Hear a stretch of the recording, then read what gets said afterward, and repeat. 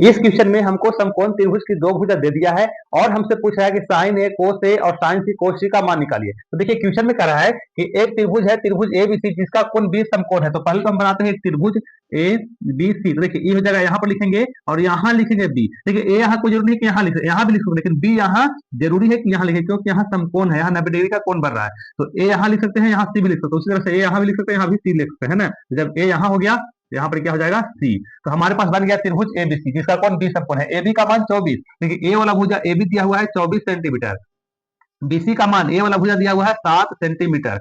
अब देखिए हमको निकालना है क्या है, साइन ए और कोस ए। तो आपको पता होगा कि साइन और कोस में हमेशा कर्ण आता ही है। साइन का फॉर्मूला और कोस का फॉर्मूला में कर्ण आता है, क्योंकि साइन का फॉर्मूला होता है लंब बटा कर्ण और कोस का फॉर्मूला होता है आधार बटा कर्ण। लेकिन हमको दिया हुआ है नहीं, हमको दिया हुआ है लंब और आधार। यदि थीटा हम यहाँ मान लेंगे, यदि हमको साइन ए का मान पूछेगा तो ए वाला हो जाएगा लंब, कोस ए का भी मान पूछेगा तो ए वाला हो जाएगा लंब। लेकिन यदि हमको साइन सी का मान पूछेगा तो देखिए साइन सी का पूछेगा तो ए वाला हो जाएगा लंब और ए वाला हो जाएगा आधार। लेकिन एक किसी भी हाल में तो कर्ण नहीं होगा, और कर्ण हमको मालूम नहीं है, और कर्ण हमको जरूरी है। लंब और आधार तो हमको मालूम है, लेकिन हमको कर्ण मालूम नहीं है। तो कर्ण कौन सा भुजा है, तो कर्ण है भुजा ए सी। देखिए ए और सी भुजा क्या है, कर्ण।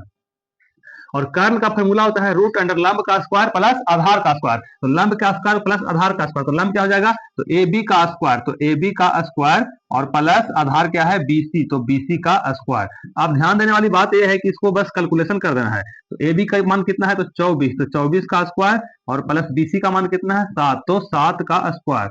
अब 24 का स्क्वायर आपको पता है कितना होता है, तो बोलिएगा सर 576 होता है, और प्लस 7 का स्क्वायर कितना होता है 49। 7 का स्क्वायर मतलब 7 गुने 7, 7 को 7 से गुना करेंगे 49। 24 का स्क्वायर मतलब 24 गुने 24, मतलब 24 को 24 से गुना करेंगे तो हो जाएगा 576।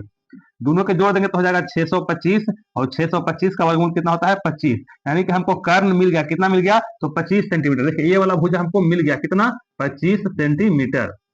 हाँ, कुछ नहीं करना है, जो जो मान पूछ रहा है बता इसको छापते जाएंगे। देखिए पहले तो हमको पूछा है साइन ए का मान। तो अब बताइए साइन ए यानी कि थीटा की जगह पर क्या है, ए है, तो साइन का फॉर्मूला क्या होता है, तो साइन का फॉर्मूला होता है लंब बटा कर्ण। तो देखिए थीटा जब ए हो गया, ई वाला भुजा, तो लंब कौन हो जाएगा बीसी, यानी कि इसको हम लिख देंगे बीसी, और कर्ण तो हमेशा क्या है एसी, तो कर्ण बीसी बटा एसी।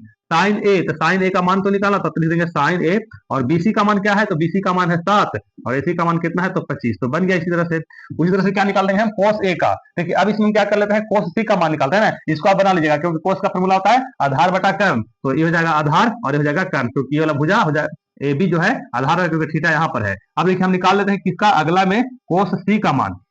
देखिए थीटा यहाँ पर क्या है, सी है, यहाँ पर थीटा है, तो ई वाला हो जाएगा लंब और ई वाला हो जाएगा आधार। तो बताइए कि कोस का फॉर्मूला क्या होता है, आधार बटा कर्ण होता है। तो आधार ही तो हमको चाहिए, तो आधार कौन हो जाएगा बीसी, यानी कि आधार हो गया बीसी, कर्ण तो है ही हमारे पास एसी। ध्यान से देखिए एक बार और समझ लीजिए। देखिए थीटा कह रहा है सी, है ना, कोस थीटा होता है, यहाँ पर कितना है सी, यानी कि थीटा कहाँ है, यहाँ। जब थीटा यहाँ तो ये वाला हो जाएगा कैसे, सामने वाला भुजा लंब, ये वाला भुजा हो जाएगा लंब और ये वाला हो जाएगा आधार। तो हमको चाहिए कोस में क्या, आधार बटा कर्ण। तो आधार कितना है बीसी, तो देखिए बीसी, कर्ण क्या है एसी, तो बीसी का मान कितना है 7 और एसी का मान कितना है 25 सेंटीमीटर। यही क्या हो गया आंसर। उसी तरह से इसमें साइन सी का मान निकाल लेंगे।